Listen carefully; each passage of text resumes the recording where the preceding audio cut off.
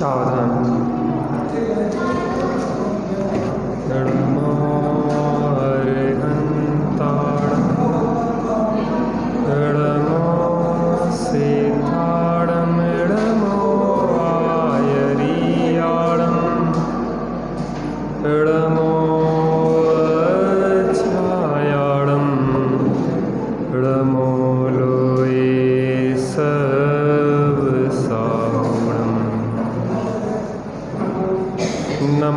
समय साराय शानुभूत्या चकास्ते चित्स्वभावाय भावाय सर्वभावान्तरच्छिदे वन्दे तु सर्वसिद्धे ध्रुवमचलमणोभवं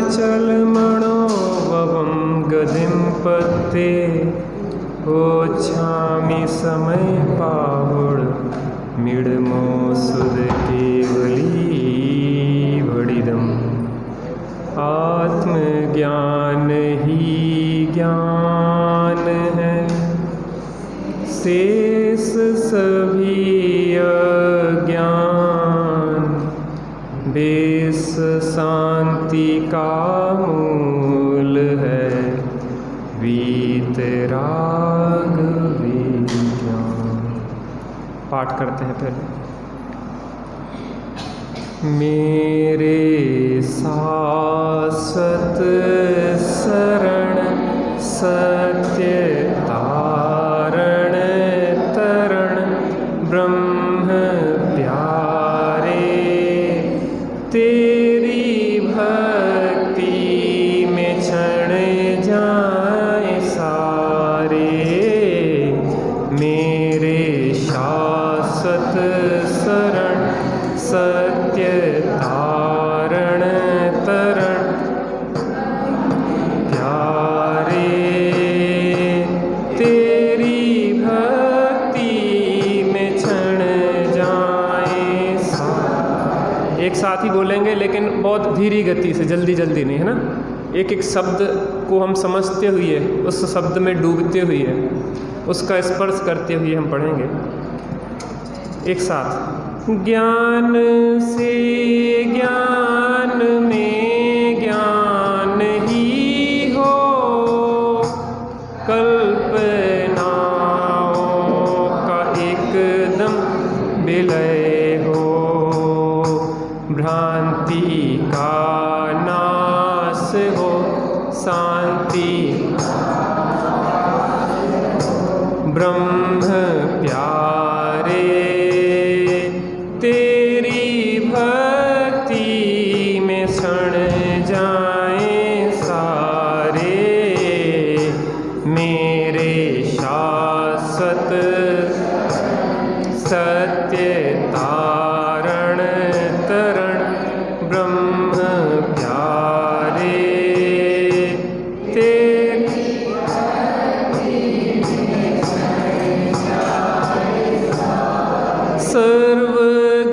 सर्वगतियों में रह गति से न्यारे, सर्व भावों में रह उनसे न्यारे, सर्वगत आत्मगत रतना नाही विरत ब्रह्म प्यारे, तेरी भक्ति में क्षण जाए सारे। मेरे शाश्वत शरण सत्य तारण तरण ब्रह्म प्यारे, तेरी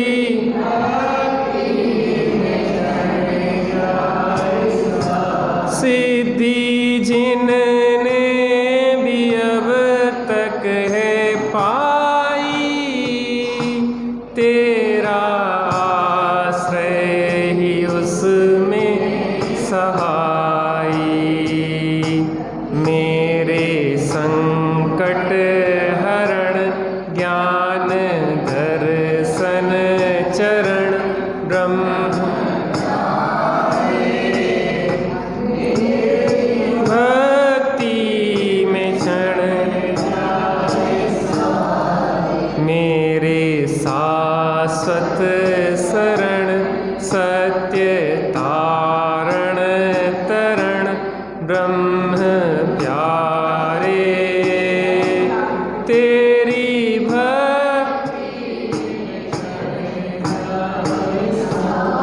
देह कर्मादि सब जग से न्यारे, गुण पर्यय के भेदों से पारे, नित्य अंतः अचल गुप्त ज्ञायक अमल ब्रह्म, तेरी भक्ति में क्षण जाए सारे, मेरे शाश्वत शरण सत्य ब्रह्म, तेरी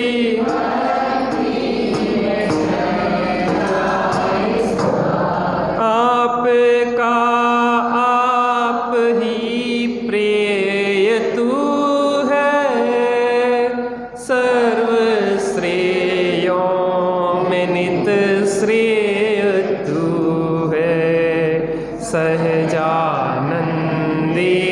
प्रभो अंतर्यामी विभो ब्रह्म प्यारे, तेरी भक्ति में क्षण जाए सारे, मेरे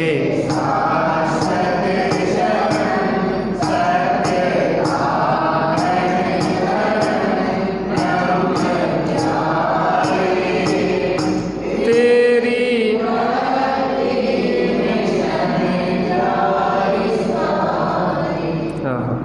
आपका आप ही प्रिय तू है।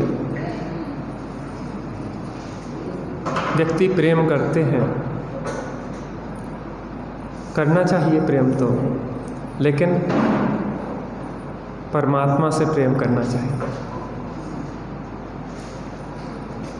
परमात्मा की जिससे प्रीति है उस शुद्धात्मा से प्रेम करना चाहिए। आपका आप ही प्रिय तू है।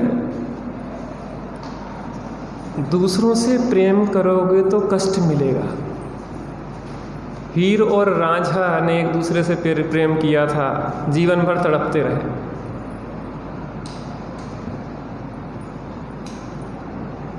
लैला ने मजनू से प्रेम किया था, जीवन भर दुखी रहे। लेकिन एक ऐसी प्रीति है जिसकी प्रीति महासुख देने वाली है। आज तक हमने प्रीति तो की, लेकिन परमात्मा से नहीं की। आज तक हमने प्रीति तो की, शुद्धात्मा से नहीं की। प्रीति करना है तो शुद्धात्मा से करो। आपका आप ही प्रिय तू है। ज्ञान में जो भी पदार्थ झलकते हैं, ज्ञेय, वो सुंदर दिखाई देते हैं हमें। कितना अच्छा सुंदर बगीचा है, कैसे फूल हैं, कैसी नदियां हैं, कैसी झीलें हैं, कैसे सरोवर हैं। लेकिन भाई साहब, अगर ज्ञान ना हो तो कौन जाने। और सब जितने पदार्थ हैं सब ज्ञान रूप होके तो ही आ रहे हैं। ज्ञान कैसा महिमावंत है, ज्ञान कैसा चमत्कारी पदार्थ है। सब जगह ज्ञान ज्ञान ज्ञान का ही पसारा है। ज्ञान की प्रतिपल उठे तरंग, झांकता उसमें ज्ञान का चमत्कार है। ज्ञान में जो पदार्थ झलकते हैं हमें उनकी महिमा आती है, लेकिन जो ज्ञान जानता है, जो सर्व को जानने देखने वाला पदार्थ है, उसकी महिमा नहीं आती। हम महिमावान को भूल गए। मेरी ज्ञान तरंगों में बस ज्ञान ज्ञान ज्ञान ज्ञान का साम्राज्य है। ज्ञान ही ज्ञान भरा है। एक बार उस ज्ञान को देखें, एक बार उस ज्ञान स्वरूप आत्मा को देखें और उस ज्ञान स्वरूप आत्मा में डुबकी लगाएं, तो वास्तविक आनंद, अतीन्द्रिय आनंद के झरने फूटे। बाहर के झरने कोई सुख देने वाले नहीं। प्राकृतिक सौंदर्य देखने के लिए लोग भटकते हैं। अंदर में चैतन्य का जो प्राकृतिक सौंदर्य है जिसको किसी ने बनाया नहीं है, उसको देखने का अभ्यास करना है। सर्व श्रेयों में नित श्रेय तू है, सर्वश्रेष्ठ। हमें दूसरों की महिमा आती, उन्हें बहुत ज्ञान है, उनका ऐसा है जीवन, उन्हें बहुत विशुद्धि है। अरे सर्वश्रेष्ठ तू है। एक श्रेयस्कर शुद्धात्मा का श्रद्धान ज्ञान और स्थिरता करने से लोक का सर्वश्रेष्ठ पदार्थ तू बन जाता है। सहजानंदी विभो, सहज आनंदमय हे परमात्मा। कैसा है आत्मा? सहज आनंद स्वरूप। अंतर्यामी विभो, अंतर में देखने पर दिखाई देता है, अंतर्यामी है, बाहर देखने से उसके दर्शन होने वाले नहीं। ब्रह्म प्यारे तेरी भक्ति में क्षण जाएं, भक्ति ऐसी करें, ऐसी भक्ति करें प्रभु की, ऐसी भक्ति करें प्रभु की, पाऊं न जन्म दोबारा, रोम रोम से निकले प्रभु नाम तुम्हारा, नाम तुम्हारा। अपनी चर्चा स्वानुभव की चल रही है। स्वानुभव कैसे हो?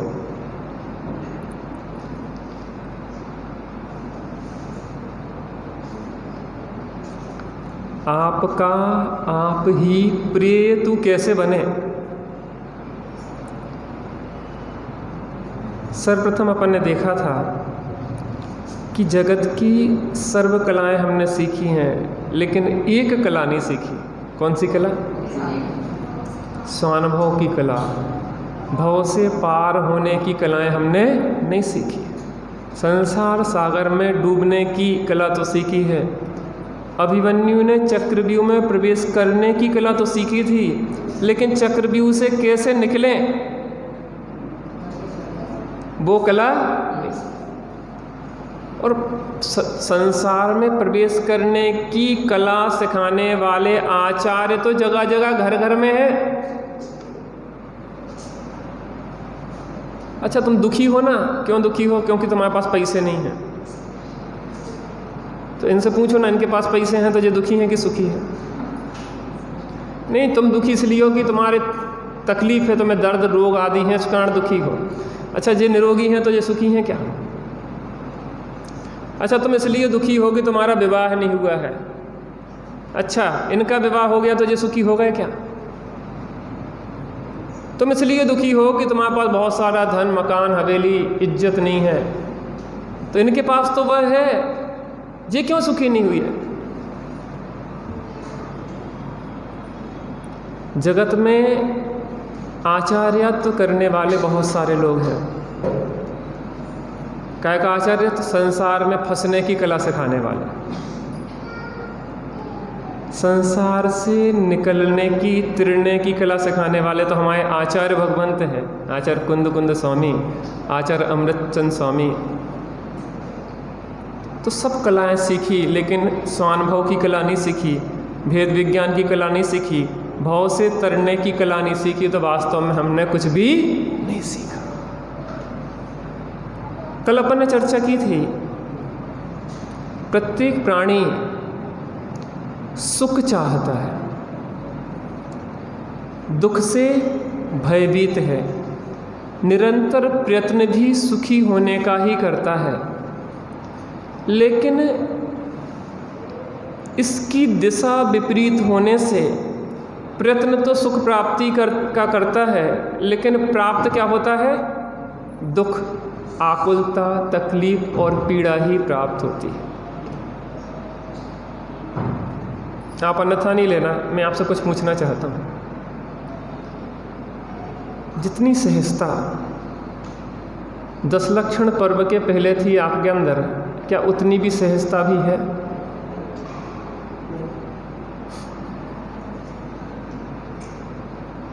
थके हुए, मुरझाए हुए चेहरे, ऐसा लगता है कि जैसे बहुत मेहनत करके चले आ रहे हैं। मैं ये पूछना चाहता हूँ कि धर्म से जीवन में शांति होती है कि थकान होती है?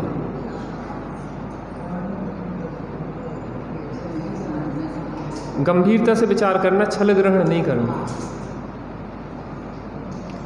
रात में मैं तो अधिकतर लोगों को देखता हूँ कि अधिकतर लोग सोते रहते हैं। कुछ आंख बंद करके सोते हैं, कुछ आंख खोल के सोते हैं। नहीं देखा आपने आंख खोल के सोते हुए? अपने को देखा? रात में जब थक जाता है मन और आप आँखें ज़बरदस्ती खोल रहे हो, खुल जा खुल जा खुल जा, और बंद हो रही हैं। आँखें खुली हैं लेकिन दिमाग में कुछ भी नहीं जा रहा है। आपके साथ होता कि नहीं होता?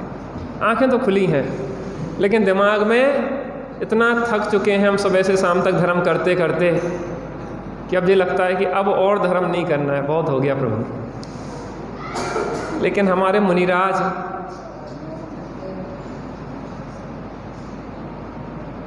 जितना जितना धर्म बढ़ता है उतना उतना आनंद बढ़ता है, थकान दूर होती है और शरीर की ऐसी स्थिति होती है कि अंतर मुहूर्त में ही उनकी निद्रा आदि पूरी हो जाती है, कोई थकान नहीं होती। थकान तो कसाय से होती है। बिना समझे धर्म हमने आज तक बहुत किया। समझ के अल्प प्रयत्न करने पर भी मंजिल प्राप्त हो जाती है और ना समझ के बहुत प्रयत्न करने पर भी हम मंजिल से दूर होते चले जाते हैं। गृहस्थ व्यक्ति जितनी मेहनत करता है,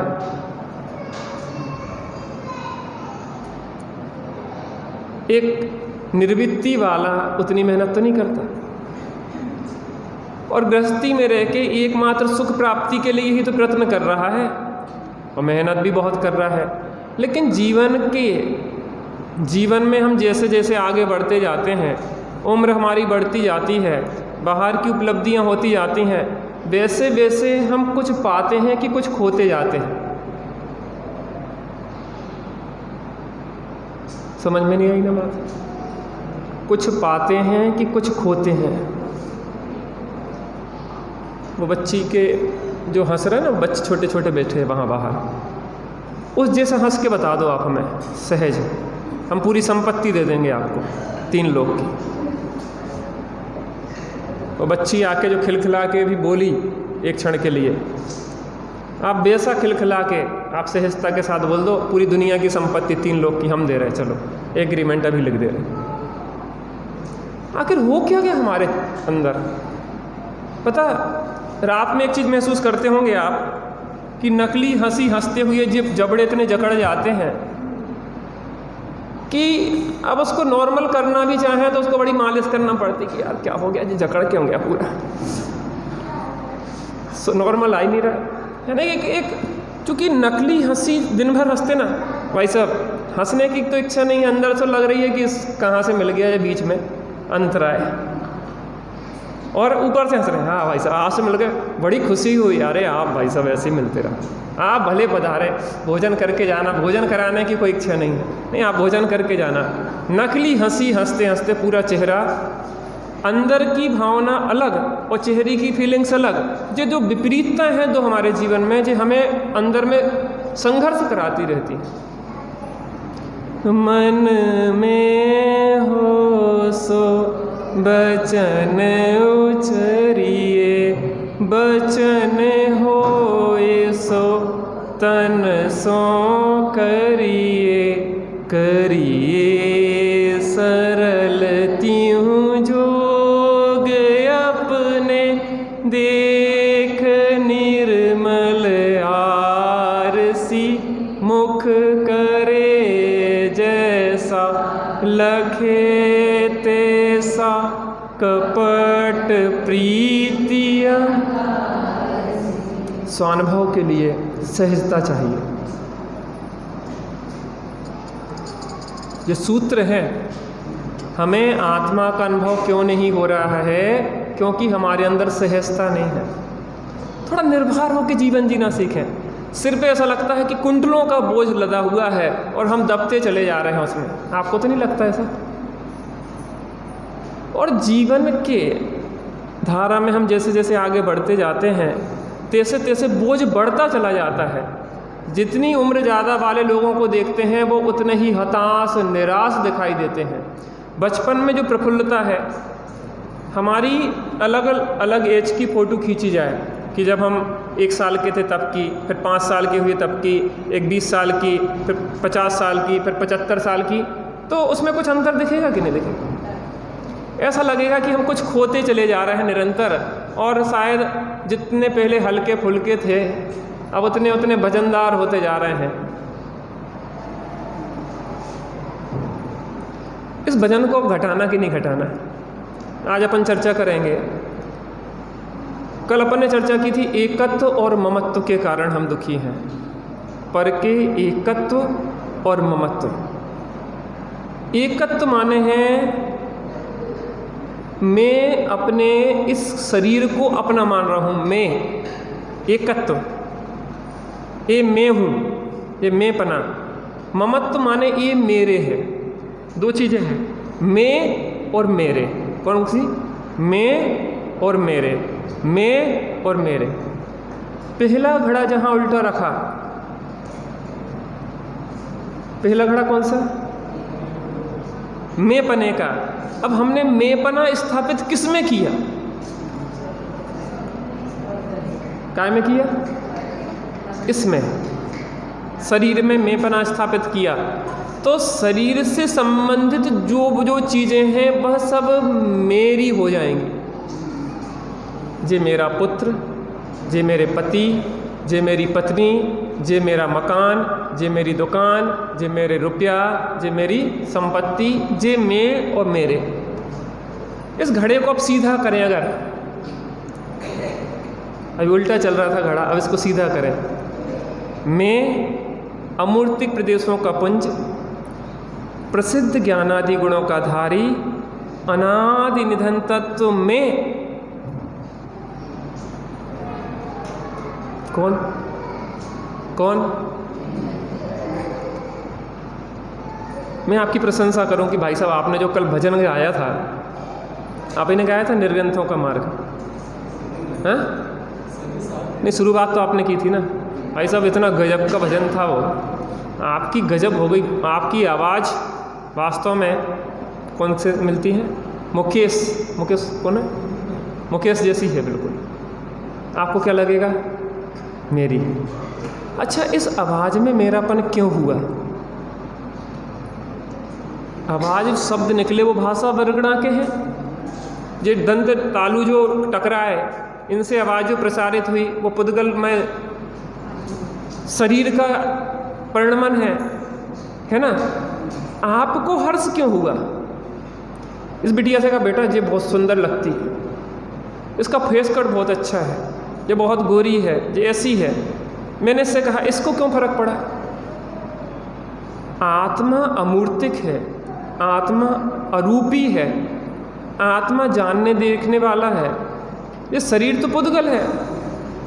जो विदिकता गोरा काला चाम है, कौन है जी? चाम है। और कोई ने प्रशंसा कर दी, अरे ये तो बहुत सुंदर लगती है, ये तो बहुत अच्छे लगते हैं। क्या लगता है? अंदर में कुछ होने लग जाता है, अरे मेरी प्रशंसा।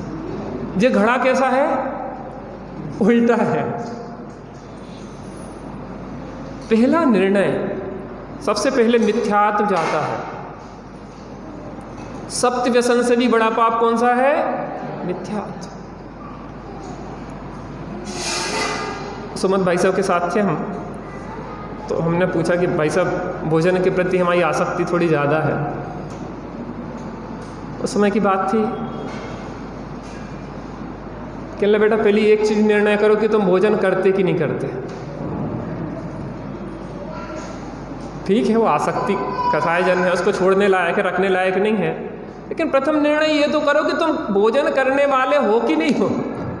पहला खड़ा तो उल्टा यही है कि मैं भोजन करने वाला हूं, मैं भोजन छोड़ने वाला हूं। जी मिथ्यात्व। मैंने उपवास किया, भाई साहब शरीर में जो कण जाना है वो जाएंगे और नहीं जाना है नहीं जाएंगे, तुम उसके कर्ता नहीं हो, तुम तो अपने भावों के कर्ता हो। मैंने उपवास किया और मैंने भोजन किया, ये कर्तापना मिथ्यात्व है।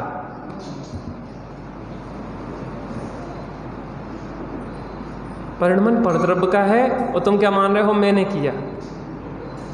तो पंडित जी उपवास करें कि नहीं करें? उपवास अपनी कसायों को समेटने के लिए, आसक्ति को घटाने के लिए, वो प्रक्रिया अलग है।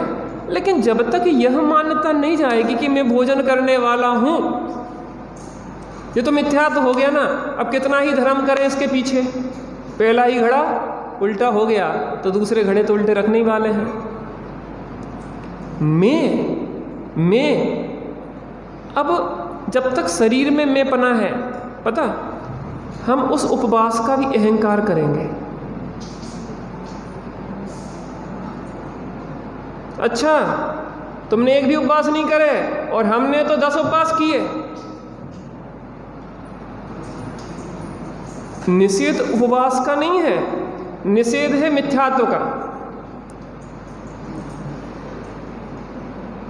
आपकी सामर्थ्य है, परिणाम चढ़ते हुए हैं, विशुद्धि बढ़ती हुई है, उपवास में समय बहुत मिलता है, आत्मा आराधना ध्यान आदि में मन लगता है, अच्छी बात है ना, करना चाहिए। लेकिन हम धीरे धीरे और मुरझाते चले जाएं, हमारी भाव विशुद्धि बढ़ने की जगह घटती चली जाए और ऐसा लगे धीरे धीरे कि कब ये 10 दिन निकले और धर्म छुट्टी मिले। तो क्या धर्म पार्ट टाइम है कि कुछ समय के लिए हम धर्म का धर्मात्मा, कुछ समय के लिए धर्मात्मा, कि धर्म फुल टाइम है? कल अपन ने चर्चा की कि ये मैं और मेरे। अब यहाँ पे इसी को उल्टा करें तो मैं माने मैं आत्मा और मेरे गुण पर्याय मेरे। मैं आत्मा, ज्ञान मेरा गुण और जानना मेरा कार्य, मेरी पर्याय। मैं आत्मा, दर्शन मेरा गुण और देखना मेरा कार्य। मात्र जानना मेरा काम और मात्र देखना। उपवास हो रहा है, शरीर में भोजन नहीं जा रहा है, मैं जान रहा हूँ, देख रहा हूँ। शरीर में भोजन जा रहा है, मैं नहीं जा रहा है या जा रहा है, मैं जान रहा हूँ और देख रहा हूँ। काम क्या है मेरा? जानना और देखना। उस जाननहार और देखनहार रूप अपने को अनुभव करें, मैं और मेरा। आत्मा हूँ, आत्मा हूँ, आत्मा, मैं सदा ज्ञायक स्वभावी। मैं आत्मा हूँ, मैं ज्ञायक स्वभावी हूँ, जानना देखना मेरा काम है। फिर इस शरीर में अपनापन नहीं रहेगा, अपने में अपनापन आया तो सब बातें पलट जाएंगी। फिर जे परिवार कुटुंब अपना दिखाई नहीं देगा, जे घर मकान अपना दिखाई नहीं देंगे, जे धन पैसा आदि इज्जत आबरू, इस शरीर की प्रशंसा और इनकी निंदाएं अपनी दिखाई नहीं देंगी। बड़ी समस्या है, हम इतनी जल्दी प्रभावित होते हैं। कल आपने वो भजन गाया था, आपने वो नृत्य किया था, आपने वो फला काम किया था, अरे बहुत अच्छा था, हमें ऐसा लगता है कि अरे वाह वाह मैंने बहुत अच्छा किया। और दूसरे दिन थोड़ा बिगड़ जाए, उसी अनुपात में डिप्रेशन में चले जाते हैं। अब वो बात नहीं रही। किसके आधार पे मूल्यांकन हो रहा है? जिस समय इसकी क्रिया आपकी इच्छा के अनुकूल हो भी रही है, उस समय समझो, भेद विज्ञान करो कि इसका परिणमन स्वतंत्र है और हमारा परिणमन स्वतंत्र है। तो इसका श्रेय भी तुम नहीं लोगे और इसका अश्रेय भी तुम नहीं लोगे, क्योंकि दोनों तरफ वो ढुलता है ना। इस तरफ जितना झुकेगा कांटा, उसी तरफ इस तरफ भी उतना ही झुकेगा। प्रशंसा में प्रभावित होंगे तो निंदा में भी प्रभावित होंगे, और प्रशंसा में प्रभावित नहीं हो तो निंदा में भी प्रभावित। बुद्ध एक गांव से जा रहे थे, बहुत सारी भेंटें लेके लोग आए और बहुत प्रशंसा के वचन कहे। तो बुद्ध ने कहा कि देखो भैया, मैंने लेना बंद कर दिया है, तुम अपनी अपनी भेंटें ले जाओ और अपने प्रशंसा के वचन भी तुम ले जाओ। दूसरे गांव में गए, बहुत सारी गालियां लोगों ने दी, बहुत प्रकार की निंदा की और गंदी गंदी चीज़ें लेके आए। तो उन्होंने कहा देखो मैंने लेना बंद कर दिया है, अपने शब्द और अपनी वस्तुएं तुम वापस ले जाओ। अगर हमने मैं और मेरे पने का सही निर्णय कर दिया तो हमारी बहुत सारी समस्याएं दूर हो जाएंगी। हम एक सहजता की ओर ढलेंगे, सुख में होकर मंग न फूले, दुख में कभी न घबराए। हम अप्रभावित रहने की कला सीख जाएं, और वो होती है अप्रभावित रहने की कला मिथ्यात्व के जाने से। कौन सी कला? मिथ्यात्व के जाने से अप्रभावित रहने की कला का प्रारंभ होता है। जैसे ही मैं और मेरे पने का निर्णय हमें होना शुरू हो जाता है कि कौन मैं है और कौन मेरा है, तहाँ हम अप्रभावित रहना सीख जाते हैं। शरीर या कर्म के उदय से जो भी प्राप्त हो रहा है उसको कर्म के उदय के खाते में डालते हैं और अपने को उनका जाननहार जानते हैं। ए बेटा, ए पीछे थोड़ा उसको शांत रखो। समझ में आया ना? कर्म के उदय का कार्य है जे मैं जानने वाला हूँ। दूसरा पॉइंट, 4 प्रकार की कुबुद्धि चलती है, एकत्व, ममत्व, कर्तृत्व और भोक्तृत्व। यही संसार का मूल है। आज अपन कर्तृत्व और भोक्तृत्व संबंधी विचार करते हैं। कर्तृत्व,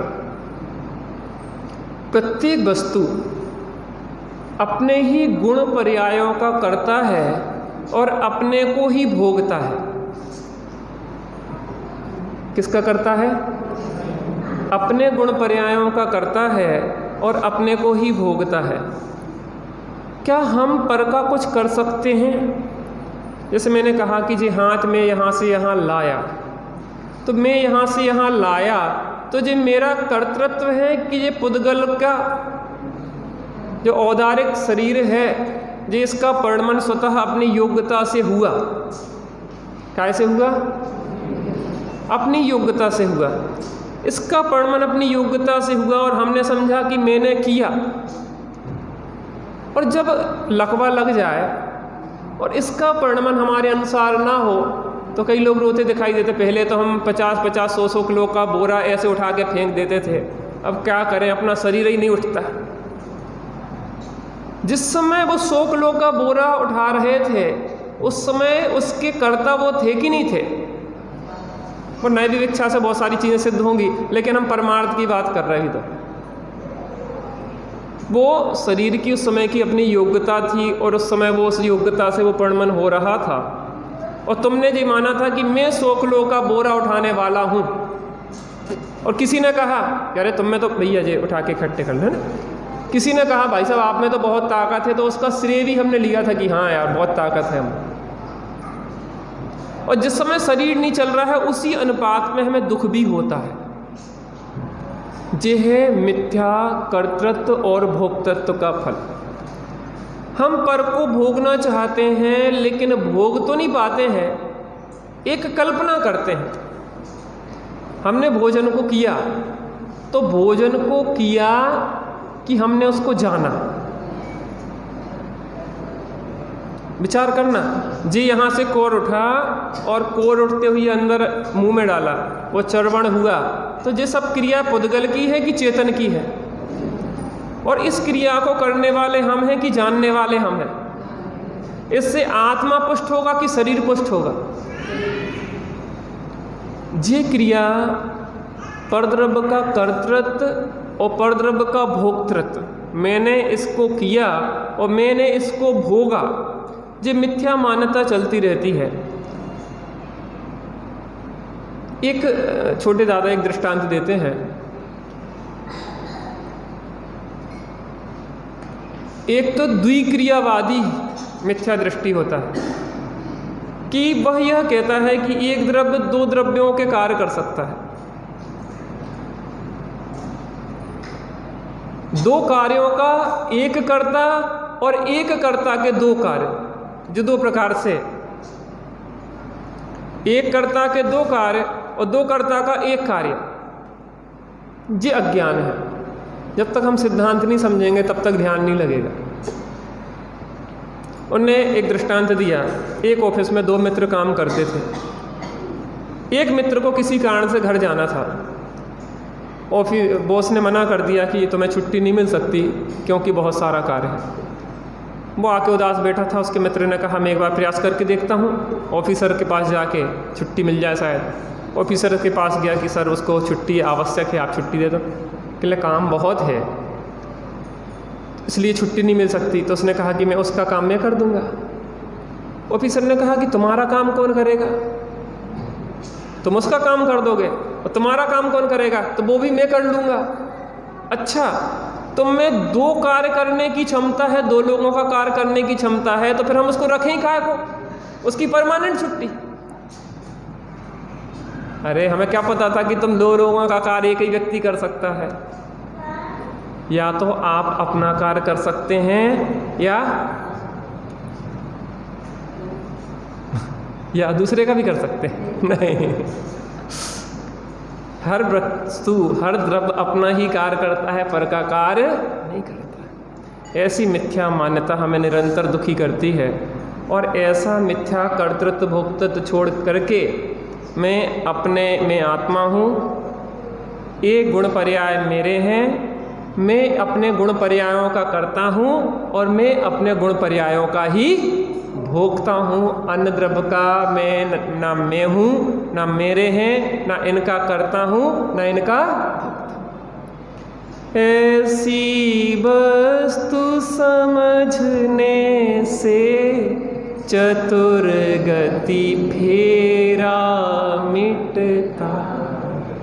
थोड़ी देर अब देखते हैं जो चर्चा की है, अब उसको अपन ध्यान लगा के अंतर्मुख होने का उसके माध्यम से अभ्यास करते हैं। थोड़ी शांति से बैठ जाएं, बच्चों को थोड़ा सा संभाल लें, वैसे व्यवधान ना हो।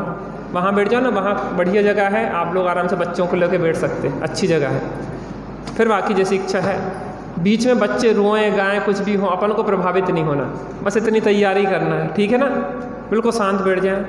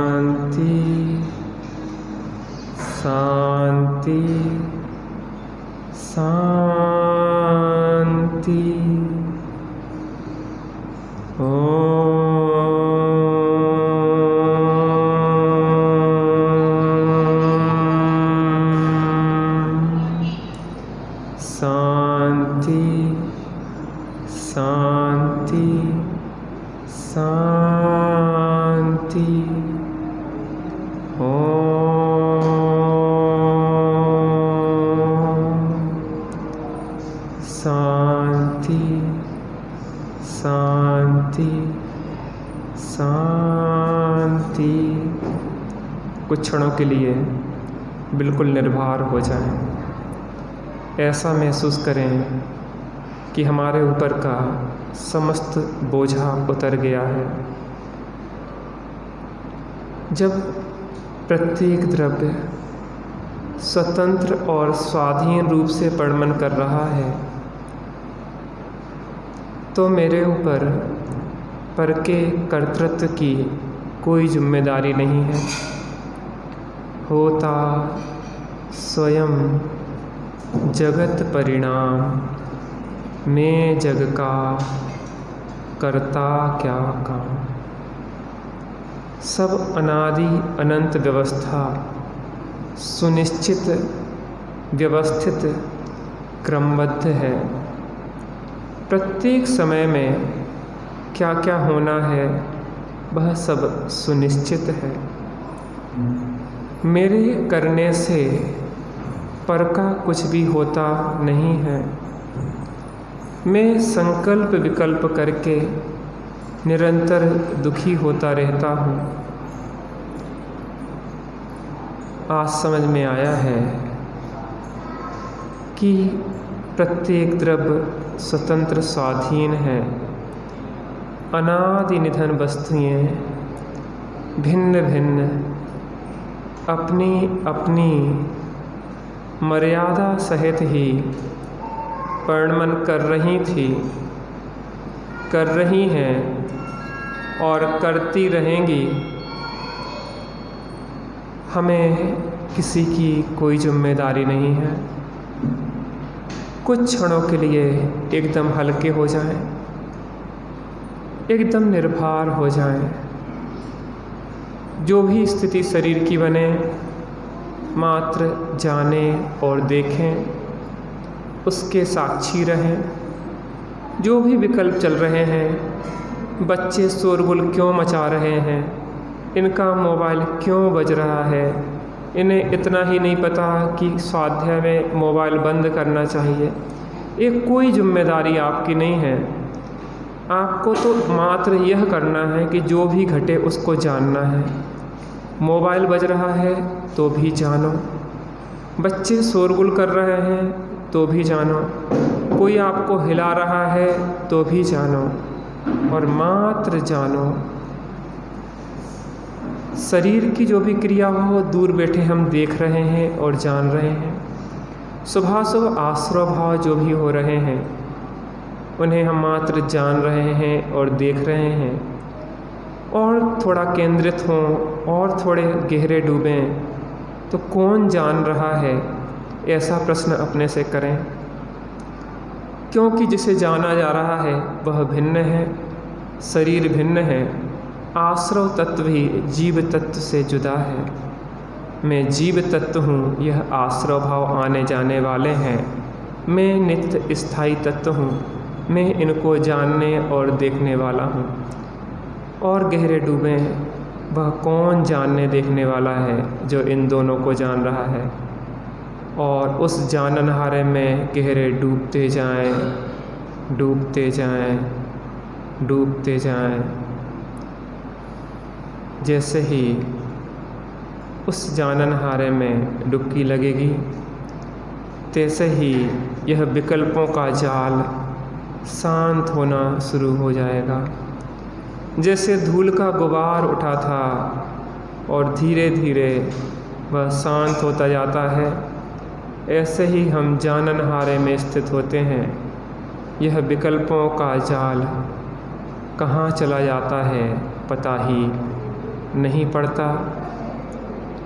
थोड़ी देर बिल्कुल शांत होके, साक्षी बनके, तटस्थ ज्ञाता बनके मात्र जानें और देखें, जानें और देखें। जो भी परिणमन हो रहा है, जो भी स्थितियां घटित हो रही हैं, मात्र जानें और देखें और जाननहारे पे केंद्रीकरण करें। कुछ क्षण बिल्कुल शांत बैठ जाएं, शांत बैठ जाएं, शांत बैठ जाएं।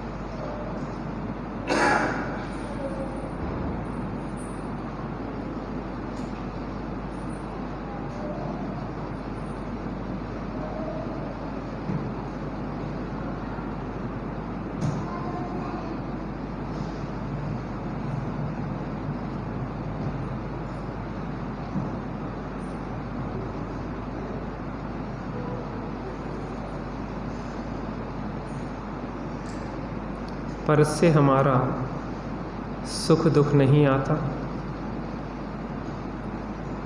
हमें दूसरा अन्य कोई दुखी कर सकता है, हमें अन्य कोई सुखी कर सकता है। इस मिथ्या भ्रांति को छोड़ देना चाहिए। परद्रव्य से अप्रभावी रहने की कला हमें सीखना है। हम उन महामुनिराजों के भक्त हैं जो निंदा और स्तुति में, उपसर्ग आदि प्रतिकूलताओं में भी बिल्कुल सहज ज्ञाता बने रहते हैं। हमें भी उस सहज साक्षी भाव का अभ्यास करना है। कोई निंदा करे या प्रशंसा करे, रोग आदि हो या शरीर स्वस्थ रहे, जो भी परिणमन हो, हम उसमें सहज रहने का, साक्षी रहने का अभ्यास करें। उठते बैठते, चलते फिरते, घर का कार्य, व्यापार धंधा करते हुए एक अपने ज्ञाता दृष्टा स्वरूप को ऊर्ध्व रखें। खाते हुए भी मैं खाने वाला नहीं, मैं जानने वाला हूँ। चलते हुए भी मैं चलने वाला नहीं, मैं जानने वाला हूँ। व्यापार धंधा करने में, सामान को उठाने धरने में एक अंदर में साक्षी पने की ऊर्ध्वता रहे, जो सदा जानने के अलावा कुछ भी नहीं करता। अभी तक विपरीत अभ्यास किया है, अब सम्यक अभ्यास करें।